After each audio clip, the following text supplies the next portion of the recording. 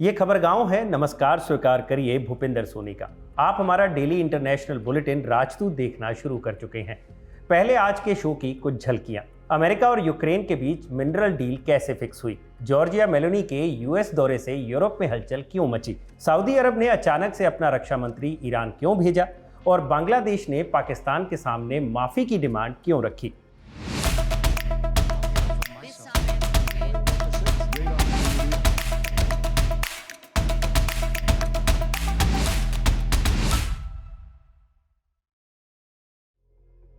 सबसे पहले शुरुआत करते हैं यूक्रेन से। 17 अप्रैल को यूक्रेन और अमेरिका ने मिनरल डील के मेमोरेंडम पर दस्तखत किए। ये फाइनल डील नहीं है, इसको आप बयाना कह सकते हैं। इसके आधार पर फाइनल डील को अमली जामा पहनाया जाएगा। बकौल डोनाल्ड ट्रंप अगले हफ्ते तक डील पूरी हो सकती है। यूं तो ये मिनरल डील फरवरी 2025 में ही होने वाली थी, जब यूक्रेन के राष्ट्रपति व्लादिमीर ज़ेलेंस्की वॉशिंगटन गए थे। लेकिन साइन हो पाता उससे पहले ही ट्रंप और जेडी वांस से उनकी बकझक हो गई। फिर ज़ेलेंस्की साइन किए बिना वापस लौट गए। उस घटना के बाद ट्रंप बहुत ज्यादा भड़क गए। उन्होंने यूक्रेन को मिल रहा मिलिट्री और इंटेलिजेंस सपोर्ट रोक दिया। इस सपोर्ट के बिना यूक्रेन फौज रूस से मुकाबला नहीं कर सकती। इसलिए ज़ेलेंस्की ने चिट्ठी लिखकर ट्रंप से माफी मांगी और ट्रंप की शर्तों के मुताबिक मिनरल डील करने की इच्छा जताई।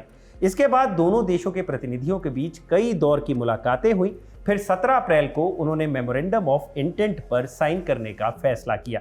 इस मेमोरेंडम में क्या है और फाइनल डील में क्या होगा, इसको लेकर कोई जानकारी बाहर नहीं आई है। इस डॉक्यूमेंट को पब्लिक नहीं किया गया है। लेकिन मोटा माटी आइडिया ये है कि अमेरिकी कंपनियों को यूक्रेन के नेचुरल रिसोर्सेज का एक्सेस मिलेगा।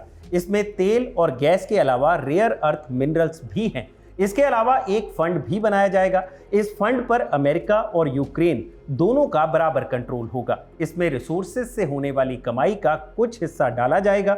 इस पैसे का इस्तेमाल पोस्ट वॉर यूक्रेन को खड़ा करने में किया जाएगा। यूक्रेन इसके बदले सिक्योरिटी गारंटी चाहता है। गारंटी ये कि भविष्य में रूस के हमले की स्थिति में उसकी सुरक्षा तय हो। ट्रंप इसके लिए तैयार नहीं थे। इसी को लेकर डील फंसी हुई थी। अब बीच का क्या रास्ता निकला है, ये डॉक्यूमेंट बाहर आने के बाद ही पता चलेगा। फिलहाल हम जान लेते हैं कि ये मिनरल डील अमेरिका के लिए अहम क्यों है। 2 वजह हैं। नंबर 1, ट्रंप का कहना है कि हमने जंग में जो पैसा यूक्रेन को दिया है, हमें उसकी भरपाई चाहिए। ट्रंप 300 से 500 बिलियन डॉलर देने का दावा करते हैं, लेकिन असली आंकड़ा 100 बिलियन डॉलर के आसपास का है। फिर भी अमेरिका सबसे बड़ा सपोर्टर तो है ही। ट्रंप इसको प्रॉपर सूद के साथ वापस हासिल करना चाहते हैं। उनका तर्क है कि इस मिनरल डील से अमेरिका के खजाने का बोझ कम होगा। दूसरी वजह चीन से जुड़ी है। अमेरिका और चीन के बीच पिछले कुछ समय से ट्रेड वॉर चल रही है। अमेरिकी टैरिफ के जवाब में चीन काउंटर टैरिफ लगा रहा है। साथ ही साथ उसने कई रेयर अर्थ मिनरल्स के यूएस एक्सपोर्ट पर भी बैन लगा दिया है। लगे हाथ ये भी जान लेते हैं कि ये रेयर अर्थ मिनरल्स आखिर होते क्या हैं। रेयर अर्थ मिनरल्स 17 एलिमेंट्स के समूह को कहा जाता है। इनके बिना ज्यादातर हाईटेक प्रोडक्ट्स नहीं बनाए जा सकते। एक्सपर्ट्स कहते हैं कि जो भी चीज आप ऑन या ऑफ कर सकते हैं वो रेयर अर्थ पर ही चलती है। जैसे नियोडिमियम का इस्तेमाल loud speaker, hard drive, electric vehicles और जेट इंजन्स में होता है। यूट्रियम और यूरोपियम को टीवी और कंप्यूटर स्क्रीन्स में यूज किया जाता है। इसके अलावा लेजर सर्जरी और एमआरआई स्कैन्स की मशीनें बनाने और डिफेंस प्रोडक्ट्स में भी रेयर अर्थ मिनरल्स की जरूरत पड़ती है। इससे आप इन मिनरल्स की अहमियत का अंदाजा लगा सकते हैं। दुनिया भर में रेयर अर्थ मिनरल्स पर्याप्त मात्रा में है, लेकिन उनको प्योर फॉर्म में ढूंढना और उनको बाहर निकालना बहुत ही मुश्किल होता है, जिसके चलते उनकी प्रोडक्शन और प्रोसेसिंग में बड़ा सेटअप लगता है, जो अधिकतर देशों के पास नहीं है। नया सेटअप तैयार करने में लंबी तैयारी और काफी वक्त चाहिए। एक चीज और, रेयर अर्थ के खनन और उनकी प्रोसेसिंग से रेडियो एक्टिव एलिमेंट्स भी निकलते हैं। इसी वजह से यूरोप के देश इससे बचते हैं। मौजूदा समय में चीन इस सेक्टर का मास्टर है। इंटरनेशनल एटॉमिक एनर्जी एजेंसी यानी IAEA के मुताबिक 61% रेयर अर्थ मिनरल्स का प्रोडक्शन और 91% प्रोसेसिंग चीन ही करता है। वो कई दशकों की मेहनत के बाद इस स्थिति में पहुंचा है। रेयर अर्थ में अमेरिका की स्थिति क्या है? 1980 के दशक तक वो सबसे बड़ा प्रोड्यूसर था, लेकिन जब चीन पूरी तैयारी के साथ आया तब अमेरिकी कंपनियों को पीछे हटना पड़ा।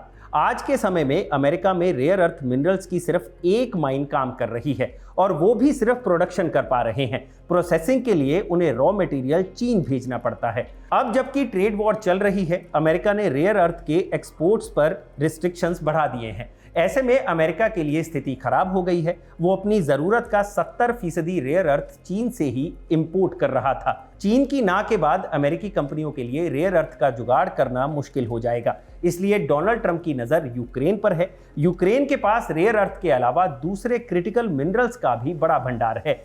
मिनरल डील से अमेरिका का खजाना तो भरेगा ही साथ चीन पर से उसकी निर्भरता भी कम होगी। अब दूसरी खबर की तरफ चलते हैं। इटली की प्रधानमंत्री जॉर्जिया मेलोनी इन दिनों अमेरिका में हैं। 17 अप्रैल को उन्होंने ट्रंप से मुलाकात की। इस दौरान उन्होंने टैरिफ, डिफेंस बजट और इमिग्रेशन जैसे मुद्दों पर बातचीत की। मेलोनी का देश इटली यूरोपियन यूनियन का अहम सदस्य है। ईयू यूरोप के 27 देशों का संगठन है। उनके बीच ट्रेड, फ्री मूवमेंट और दूसरे मसलों पर समझौता है। 2 अप्रैल को ट्रंप ने ईयू पर 20% टैरिफ लगाने का ऐलान किया था। इसके जवाब में ईयू ने कुछ अमेरिकी प्रोडक्ट्स के इंपोर्ट पर काउंटर टैरिफ लगा दिया था। लेकिन जब ट्रंप ने टैरिफ पर 90 दिनों का पॉज लगाया, तब उन्होंने भी काउंटर टैरिफ रोक दिया था। हालांकि इसने अमेरिका और ईयू के रिश्तों में दरार जरूर पैदा की। रेसिप्रोकल टैरिफ के बाद से ईयू का कोई नेता ट्रंप से मिलने नहीं गया है, लेकिन मेलोनी ने इससे इतर जाकर ट्रंप से मुलाकात की।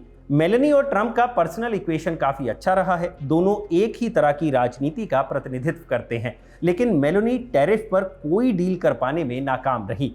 हालांकि उन्होंने ट्रंप को रोम आने का न्योता जरूर दिया। एक्सपर्ट्स मानते हैं कि मेलोनी अमेरिका और ईयू के बीच पुल का काम कर सकती हैं। आज की तीसरी खबर ईरान से है। 17 अप्रैल को सऊदी अरब के रक्षा मंत्री प्रिंस खालिद बिन सलमान ईरान पहुंचे। वहां उन्होंने supreme leader ayatollah Ali Khamenei, राष्ट्रपति मसूद पेजेश्कियान, ईरानी फौज के मुखिया मेजर जनरल मोहम्मद बागीरी समेत कई शीर्ष अधिकारियों से मुलाकात की। खालिद बिन सलमान का ईरान दौरा कई मायनों में खास है। ईरान और सऊदी अरब वेस्ट एशिया के सबसे ताकतवर देशों में गिने जाते हैं। वे इस्लाम की अलग अलग धारा का प्रतिनिधित्व करते हैं। ईरान शिया है, जबकि सऊदी अरब सुन्नी इस्लाम का प्रतिनिधि माना जाता है। वे दोनों वेस्ट एशिया में अपना सिक्का जमाने की फिराक में रहते हैं। इसी वजह से दोनों के बीच विवाद भी चलता रहता है। पिछला विवाद 7 बरस बाद 2023 में सुलझा था, जब चीन की मध्यस्थता के बाद उन्होंने डिप्लोमेटिक संबंध बहाल किए थे। दूसरी बात, खालिद बिन सलमान का दौरा ऐसे समय में हुआ जब ईरान को अमेरिका से हमले की धमकियां मिल रही हैं। डोनाल्ड ट्रंप ने कहा है कि अगर ईरान ने न्यूक्लियर डील नहीं की तो वे ईरान पर हमला कर देंगे। इसी माहौल के बीच अमेरिका और ईरान के बीच न्यूक्लियर प्रोग्राम पर मीटिंग्स का दौर शुरू हो चुका है। एक राउंड की बातचीत ओमान की राजधानी मस्कट में हो चुकी है। दूसरा राउंड 19 अप्रैल से रोम में शुरू होने वाला है। ईरान ने पहले रोम जाने से मना कर दिया था, लेकिन बाद में उसको झुकना पड़ा। अगर अमेरिका ईरान के बीच डील नहीं होती है तो ईरान पर अमेरिकी हमले की आशंका बढ़ जाएगी। सऊदी अरब इस सिचुएशन से बचना चाहता है। इस कन्फ्लिक्ट में वो मीडिएटर की भूमिका निभा सकता है। जानकारों का कहना है कि खालिद बिन सलमान के दौरे की मैसेजिंग यही थी। अब रोम में होने वाली मीटिंग का इंतजार है। ये मीटिंग काफी हद तक मिडिल ईस्ट की दशा और दिशा तय कर सकती है। इससे जुड़े अपडेट्स आपको खबर गांव पर मिल जाएंगे। फिलहाल हम अगली खबर की तरफ बढ़ते हैं। आज की चौथी खबर बांग्लादेश से है। बांग्लादेश ने पाकिस्तान से 1971 की जातियों पर माफी मांगने के लिए कहा है। इसके अलावा उसने लगभग 40,000 करोड़ रुपए चुकाने के लिए भी कहा। यह पैसा बांग्लादेश बनने से पहले का है, जो पूर्वी पाकिस्तान के लिए आया था, लेकिन उस तक कभी नहीं पहुंचा। बांग्लादेश ने ये मांगे विदेश सचिव लेवल की मीटिंग में रखी। दरअसल 17 अप्रैल को पाकिस्तान की विदेश सचिव आमना बलूच ढाका पहुंची थी। वहां उन्होंने बांग्लादेश के विदेश सचिव मोहम्मद जसीमुद्दीन से मुलाकात की। पाकिस्तान और बांग्लादेश के विदेश सचिवों के बीच 15 बरसों से ये पहली मीटिंग थी। इस दौरान जसीमुद्दीन ने 1971 के नरसंहार के लिए पाकिस्तान से माफी मांगने को कहा। 15 दिसंबर 1971 तक बांग्लादेश पाकिस्तान का हिस्सा था। तब उसको पूर्व पाकिस्तान के नाम से जाना जाता था। जब पूर्वी पाकिस्तान में भाषा आंदोलन और स्वायत्तता की मांग शुरू हुई, तब पश्चिमी पाकिस्तान में बैठी सरकार ने लोगों को दबाना शुरू किया। मार्च 1971 में यह दमन कार्यक्रम विभत्स हिंसा में बदल गया, जब पाक आर्मी ने कैंपेन चलाकर हत्या और बलात्कार की घटनाओं को अंजाम दिया। आखिरकार दिसंबर 1971 में भारत पाकिस्तान के बीच जंग हुई और 16 दिसंबर 1971 को पाकिस्तान ने सरेंडर कर दिया। इसके बाद बांग्लादेश नाम से नया देश अस्तित्व में आया। इसी वजह से बांग्लादेश और पाकिस्तान के रिश्ते कभी नॉर्मल नहीं हो पाए।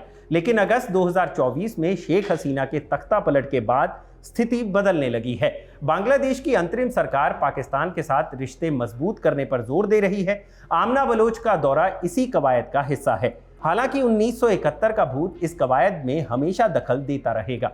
बांग्लादेश से जुड़ा एक अपडेट और है। बांग्लादेश ने मुर्शिदाबाद दंगे पर भारत को घेरने की कोशिश की थी। उसने कहा था कि भारत सरकार अल्पसंख्यक मुस्लिमों की सुरक्षा सुनिश्चित करे। इस पर विदेश मंत्रालय के प्रवक्ता रणधीर जायसवाल ने कहा, बांग्लादेश असली मुद्दे से ध्यान भटकाना चाहता है। इसकी बजाय उन्हें अपने यहां अल्पसंख्यकों की सुरक्षा पर ध्यान देना चाहिए। इसी के साथ आज का राजदूत समाप्त होता है। इसे लिखा था मेरे साथी अभिषेक ने और कैमरा के पीछे रिकॉर्ड किया निवेदिता और सर्वेश ने। आप देख रहे हैं खबर गांव। इसी तरह राजदूत को प्यार देते रहिए और अगले एपिसोड में आपकी मुलाकात होगी निखिल से। शुक्रिया।